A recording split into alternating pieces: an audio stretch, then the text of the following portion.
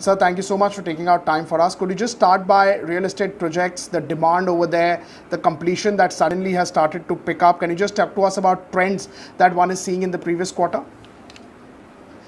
The real estate sector across India has been seeing up a great spurt, and the organized developers have seen almost a 50% growth in terms of number of sales, and the traction is good. The momentum is picking up. It looks like there is a good cycle of at least 3 to 5 years from here now onwards.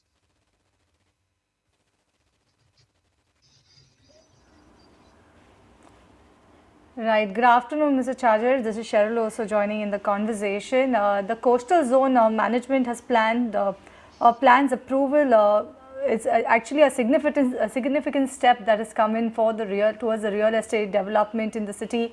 How do you view these lifting of these curbs for the Mumbai skyline for your company in particular?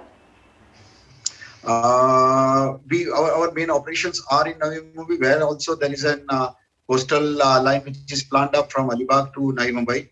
And when we talk about Mumbai, the coastal line really will change up and ease the living difficulties, but increase the happiness index also.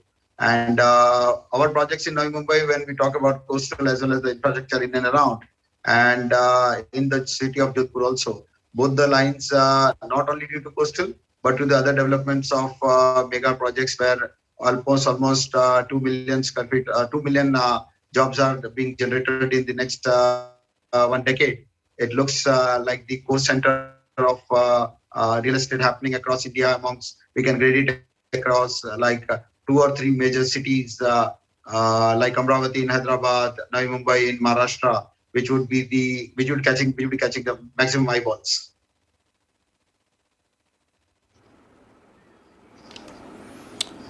So, can you just tell us how lethal is the combination of low interest rates, more requirement of space, and probably builders struggling or were struggling to complete their projects and sell? How lethal is that combination if you're looking to buy a house anywhere in India?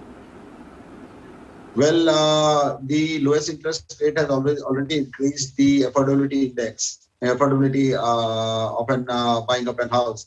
And added to it, after the COVID, the thought process of each individual to have a larger space, big room sizes or big houses has been to a very larger extent. And this has increased in terms of square feet of consumption across the sector.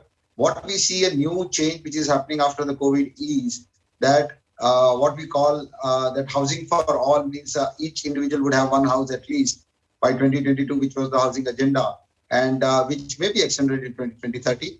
But what new change has been observed is that it is not other than considering the below the poverty line, the number of houses per urban family is 1.5.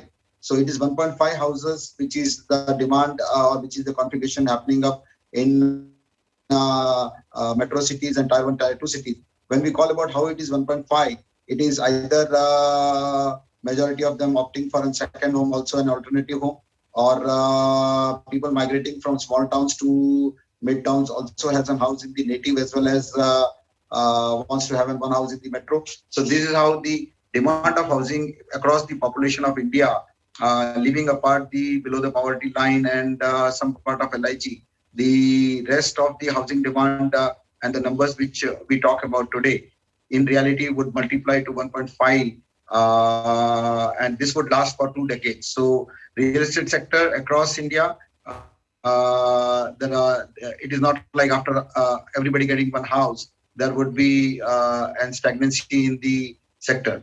And we ourselves also as Arihant Superstructures Ltd are venturing out not only into majorly as the zinc thing of affordable housing, but also into senior citizen living and second home. So this type of development is seeing up new avenues in housing segment across India.